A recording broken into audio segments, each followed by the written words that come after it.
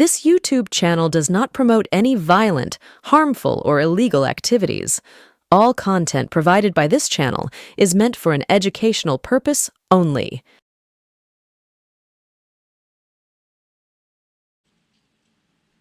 আজ রাজ্য বিধানসভা আরো একবার তোলপাড় হয়ে গেল বিরোধী দলনেতা শুভেন্দু অধিকারী সহ অগ্নিমিত্রা পল, বঙ্কিম ঘোষ, বিশ্বনাথ কারক এদেরকে 30 দিনের জন্য বরখাস্ত করা হলো। এই 4 জন বিধায়ক সাসপেন্ড হয়েছেন 30 দিনের জন্য। নিঃসন্দেহে এ এক নজিরবিহীন ঘটনা বাংলা বিধানসভায়। বিগত লোকসভা এবং রাজ্যসভায় পাইকারি হারে সাংসদদের বহিষ্কারের নজির গড়ে ফেলেছিলেন ওম বিড়লা এবং জগদীপ ধনখড়। তার পিছনে অবশ্য একটা কারণ ছিল, সংখ্যাগরিষ্ঠতা থাকা সত্ত্বেও দ্বিতীয় বিজেপি সরকার বিরোধীদের চাপে অনেক জনবিরোধী এবং আম্বানিদের স্বার্থবাহী বিল পাশ করাতে পারছিলেন না, যেমন কৃষি বিল ইত্যাদি। তাই বিরোধী দলের সাংসদদের বহিষ্কার করা ছাড়া সরকারি দল বিজেপির কাছে অন্য কোনো উপায়ও ছিল না। কিন্তু কিন্তু রাজ্য বিধানসভায় শুভেন্দুর দাবি অনুযায়ী হিন্দুদের হয়ে দাবি করতে যাওয়ার জন্যই নাকি তার দলের তাকে সহ 4 জন বিধায়ককে 30 দিনের জন্য বহিষ্কার করা হয়েছে।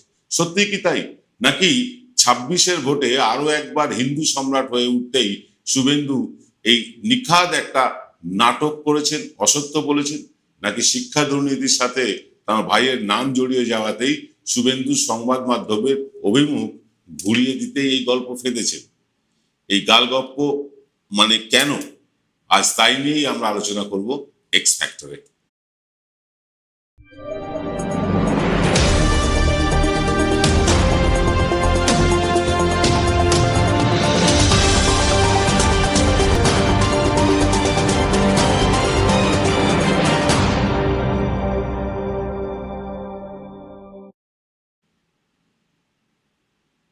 নমস্কার, শুভ সন্ধ্যা। আমি প্রবীর বিশ্বাস নিয়ে এসেছি আপনাদের সবচেয়ে প্রিয় বাংলা ইউটিউব চ্যানেল এনকে ডিজিটালের সান্ধ্য সম্প্রচার এক্স ফ্যাক্টর।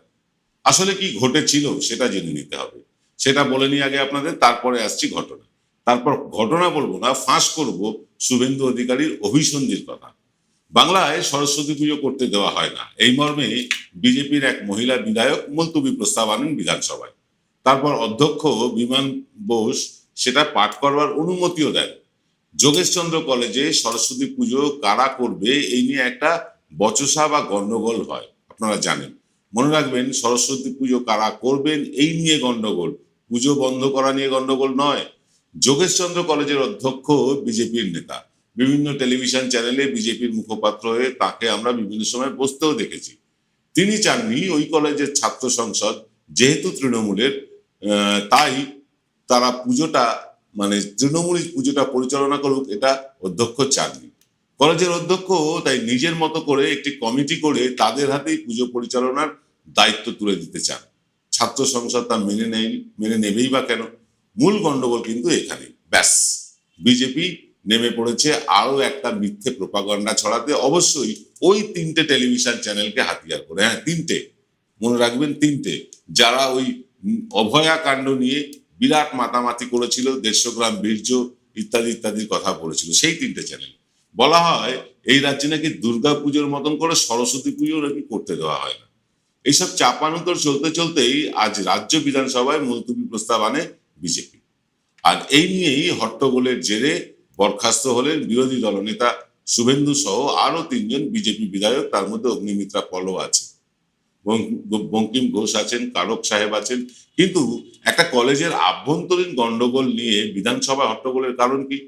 এর পিছনে শুভেন্দুর আসল উদ্দেশ্যের পর্দা ফাঁস করব কিন্তু এবার। তবে আজ আর কোনো বিজ্ঞাপন বিরতির পরে নয়, একদম সরাসরি চলে যাব শুভেন্দুর ধান্দাবাজির কারণে। প্রথম কারণ, গত পরশু 7 সকালের বিমান চেপে দিল্লি রওনা দেন শুভেন্দু, এবং রওনার আগে তিনি তার ঘনিষ্ঠ অনুগামীদের বলেও যান দিল্লিতে অমিত শাহ এবং নরেন্দ্র মোদীর সাথে তিনি দেখা করতে যাচ্ছেন, হয় নিজের জন্য আর না হয় তারই কোনো অনুগামীর জন্য বিজেপি রাজ্য সভাপতির পদটা নিয়ে আসতে। কিন্তু নরেন্দ্র মোদী বা অমিত শাহ কেউই পাত্তা দেননি শুভেন্দুকে, দেখাই করেননি তারা। ব্যর্থ হয়ে শেষমেশ জগদীপ ধনখড়ের সাথে দেখা করে আবার দুপুরের ফ্লাইটে, মানে 3:40-এর ফ্লাইটে তিনি কলকাতায় ফিরে আসেন। কিন্তু নরেন্দ্র মোদীর কথা না হয় ছেড়ে দিলাম, অমিত শাহের ব্লু আইড বয় শুভেন্দু কেন পাত্তা পেলেন না তার আদরণীয় অমিত শাহজির কাছে? আসলে শুভেন্দু যে বঙ্গ রাজনীতিতে ফুরিয়ে গিয়েছেন সেটা বিলক্ষণ বুঝে গিয়েছে কেন্দ্রীয় নেতৃত্ব। যবে থেকে তিনি বিজেপির নেতা হয়ে উঠেছেন, বিজেপির গ্রাফ শুধুই নিচের দিকে গিয়েছে। লক্ষ্য করুন, 200 পার করতে গিয়ে 100 পার করতে পারেনি তারা। প্রতিটি উপনির্বাচনে হেরেছে বিজেপি, পঞ্চায়েতে ডাহাফেল করেছে বিজেপি। 18 জন সাংসদ সংখ্যা এখন 12তে নামিয়ে এনেছেন শুভেন্দু। রাজ্যের একের পর এক রাজনৈতিক ইস্যু তার নাকের ডগা থেকে ছিনিয়ে নিয়ে চলে গিয়েছে বামেরা। এমনকি তিনি যে বিধায়কদের নিয়ে বিরোধী দলনেতা হয়েছিলেন, সেখান থেকেও ফসকে গিয়েছে অন্তত জনা 10 বিধায়ক। সমবায় নির্বাচনগুলোতেও হারছে বিজেপি। যে কন্টাই কোঅপারেটিভ ব্যাংক থেকে তার রাজনৈতিক উত্থান, সেখানে তিনিই বলেছেন কথা, সেখানেও গোহারা হেরেছেন শুভেন্দুর লোকজন।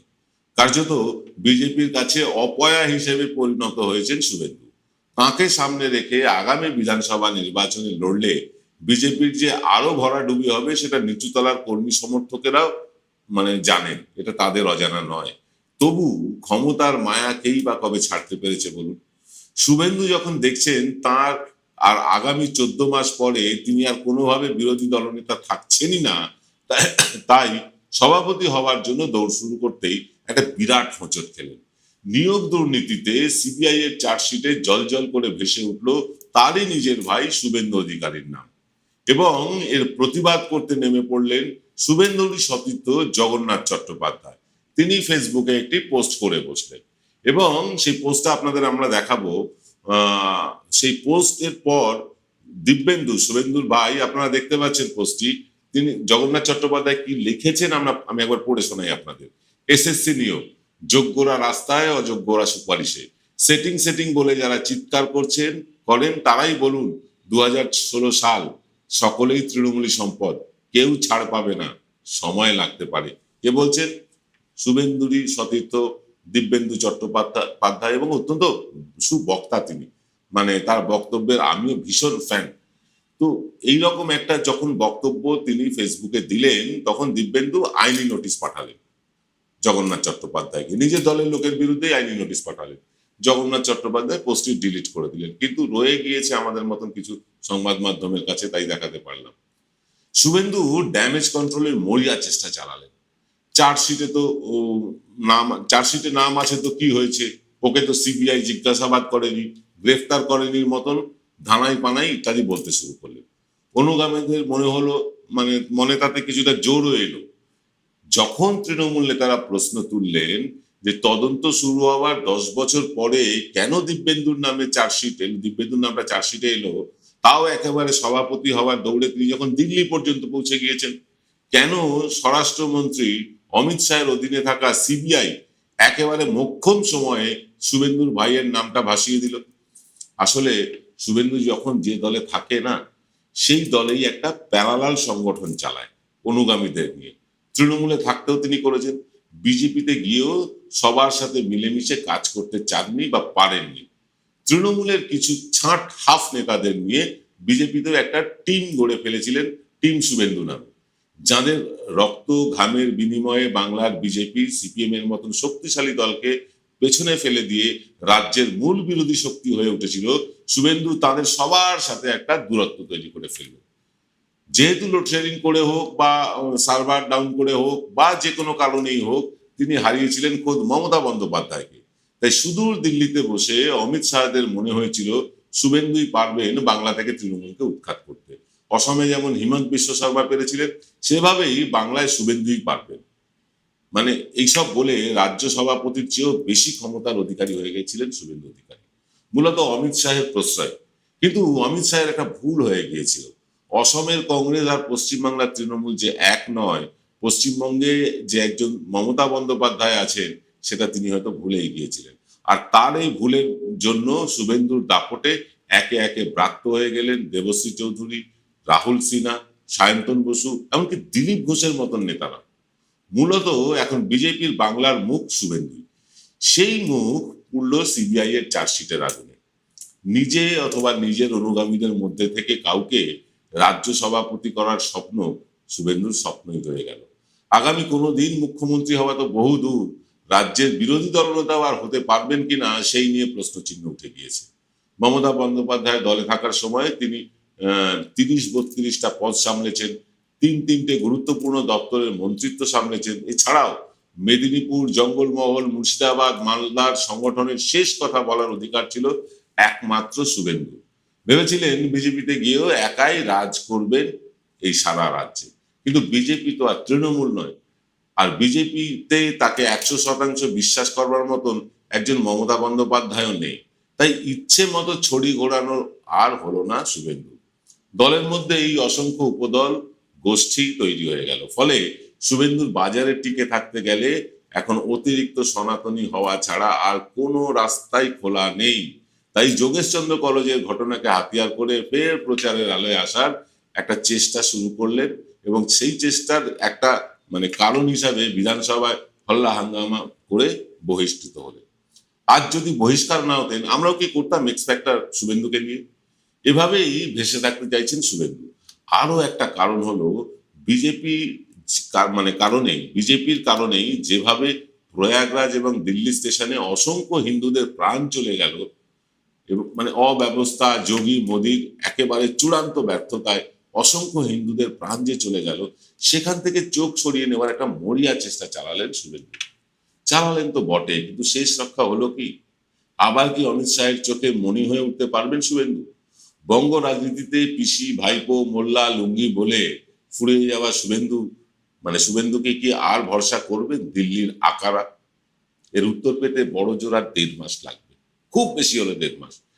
তৃণমূলের পদ বন্টনের পর যারা বাদ পড়বেন তাদের কাউকে কাউকে নিজের দিকে ভেড়ানোর চেষ্টা করবেন, হাতে পতাকা ধরিয়ে একটা নিজেকে প্রমাণের শেষ চেষ্টা করবেন বলে মনে হচ্ছে।